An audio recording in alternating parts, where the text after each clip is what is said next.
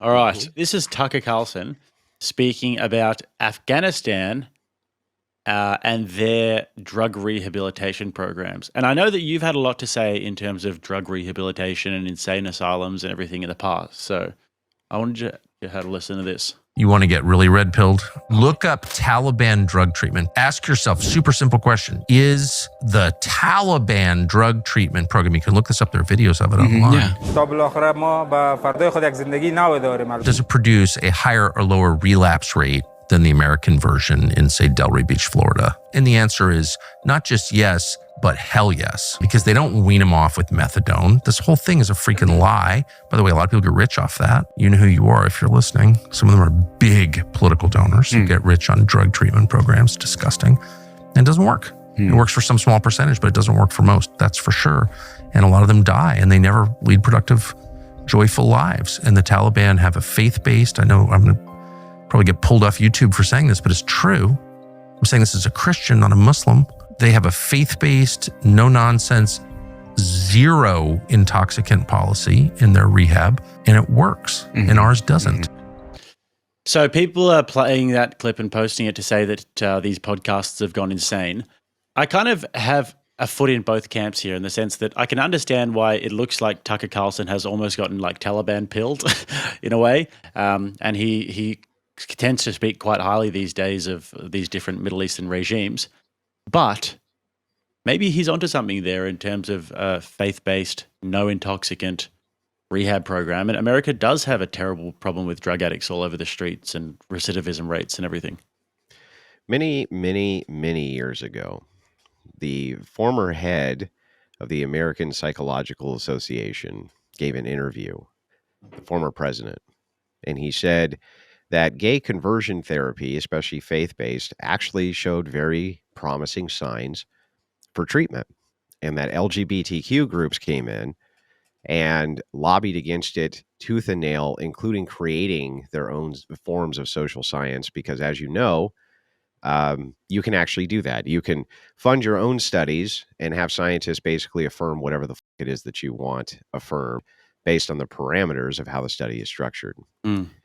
But he came out and said, look, we never were able to give this really a try. We weren't following where the science went. We're following where the politics went. In this case with Tucker, now I'm not familiar at all with Afghanistan, drug treatment facilities. So I have no idea if what he's saying is true or not. I haven't looked into it. But what I can say is that he is right in one sense, that this idea of the methadone clinic is designed to have like a kind of a cyclical thing going on, right? Where the idea is that you're going to relapse, you're going to come back. There's tons and tons of money in this, right? A lot of money in the treatment, not a lot of money in the cure. And the question of whether or not applied faith-based treatments work better than kind of the pseudo-scientific ideas which are around like the 12-step program with the higher power and shit like that. None of that's actually faith-based, right? That's all supposed to be trying to take some kind of step-by-step scientific approach to it. And I don't think that's ever rigorously really been tried, at least not often here. Years and years ago, you're talking even, I think, 100 years ago, Ron Paul used to bring this up a lot. He used to talk about how the Catholic Church, they were the ones who treated most of the poor. They treated the drug addicts, things like that. They took a much more faith-based approach. And there was way less drug addicts when the Catholic Church was doing that. And they were allowed to do that versus the state coming in and then them trying to do this kind of like feel-good treatment that they do now. So in a sense, there's at least some of that I understand what he's saying. I just don't have the empirics to know if the Taliban treatment centers, if there's other things going on there that he's not mentioning. Yeah, like they maybe dispose of the ones who do. I mean, it's possible. I'm not familiar enough with how their treatment facilities operate to have an informed opinion there. But I do have an informed opinion about whether or not faith-based treatments have ever been given a fair shake in the scientific community, and they have not. Have you ever heard of a guy named Johann Hari? He wrote a book called Lost Connection. No. So this book was basically just going around and studying the various different drug addict communities, and he was studying all of like the legalization in Portugal. He's not a religious guy. He was sort of on the right path, but didn't really just sort of zero in on the truth, if you will. But he came to the conclusion that the problem with these societies and why people are moving to drugs so much is because we've lost connection, we've lost community, and people are just more lonely than ever. Like people die of loneliness. And there's been like Mouse Utopia, the rat experiments that have been done to show even rats, when they're sort of separated from community, tend to die a lot younger and everything. There are all of these, I think they're called like blue zones or something in the world, in these Mediterranean places and Japanese places, where they have people who live until an average age of like 100 because they have so much community around them and fresh foods and everything. So do you think that community and connection and actually looking at that problem could address the homelessness and drug problem? Because I do think that you Oh, could bring well, it back to the those the number fundamentals. one the number one correlate for you being homeless, by the way, or if it's not the number one, it's at least an extremely strong correlate, but I think it was number one, is living in a single mother household. Living Mm. in a single mother household leads to rampant homelessness rates, rampant drug addict rates, right?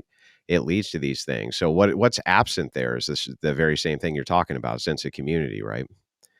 Dad's not there to be like, "What the are you doing?" Give you a smack in the back of the head, right? Flush your weed down the toilet, Yeah, right? it's Flush also your drugs down the toilet. it's also there's no like collective shame though, because if I go out onto the street and I'm a drug addict, you'd like to think that you kind of know the people down the street and you know the community, and that you're worried about people seeing you and then bringing shame onto your family rather than just your household. If there was a broader community and people that you go to church with and everything, then that would have more of an element of shame, and you'd be less likely to do that. Well, that's the whole point of the church community to begin with, and it's not just the idea of shame, yeah, right? It's the idea of I don't want to disappoint anybody. Yeah. You know what I mean? I don't want to disappoint people. I have duties and responsibilities to people besides just myself. I can't be getting wrapped up in shit like this. But when epistemic nihilism has set in under the secular ethic, you can see. I mean, it's horrifying, right? There's places now in these liberal secular dystopias where people are like junked out zombies, just Mm. leaning over, and they I mean, they literally look like zombies. Now, this guy, he made a comment earlier. He's talking about methadone. It can work. I'm not saying it can't work or even that it's not effective. I'm just pointing out that one thing I am sure of is that faith-based treatments are usually scoffed at because secularists really want to pick all of those studies apart while not picking apart any of the studies showing, uh, their lapse in scientific methodology for curing drug addicts has been abysmal, to say the least. Mm. So.